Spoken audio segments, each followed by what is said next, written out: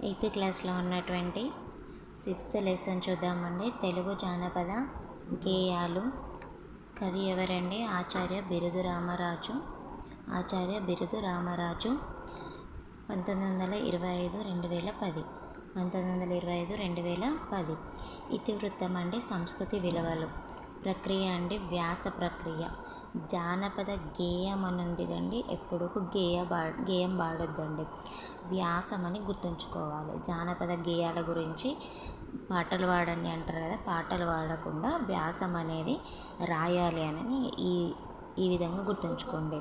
Next, తెలుగువారి ఆచార సంప్రదాయాలు, తాత్వికతను, చరిత్రను తెలిపేదే జానపద గేయాలండి. ఈ పాఠం ఆచార్య బిరుదు రామరాజు రాసినటువంటి తెలుగు జానపద గేయాలులోనివి. ఓకేనండి, తెలుగు జానపద గేయాలులోనివి.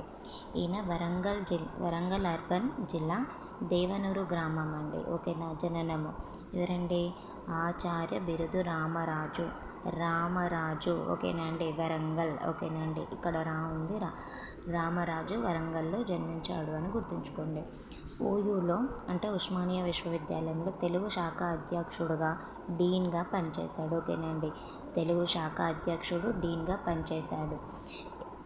తెలుగు జానపద గేయ సాహిత్య అనే గ్రంథాన్ని రాశాడు. ఓకేనండి, తెలుగు జానపద గేయ సాహిత్య గ్రంథాన్ని రాశాడు.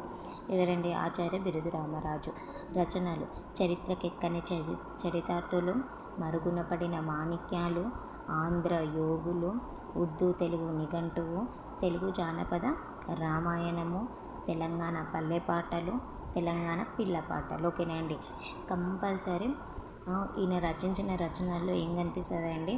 ఏదైతే తక్కువ ఉన్నదో, ఏదైతే అణగారినంగా ఉన్నదో అది దాన్ని పైకి తీసుకెళ్ళడానికి రాసినటువంటి రచనలు అండి. అంటే చరిత్రకి ఎక్కని చరితార్థులు ఎవరున్నారో వారి గురించి వివరించాడు.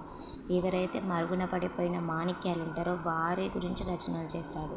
ఆంధ్ర యోగులు ఎవరుండో, ఉర్దూ తెలుగు నిఘంటువు. ఓకేనండి, ఉర్దూ తెలుగు నిఘంటువు. తెలుగు జానపద రామాయణం ఏంటి, తెలంగాణ పల్లె పాటలు ఏంటి, పిల్ల పాటలు ఏంటి, అటువంటి గురించి రచనలు రాసిన వారు ఆచార్య బిరుదు రామరాజు.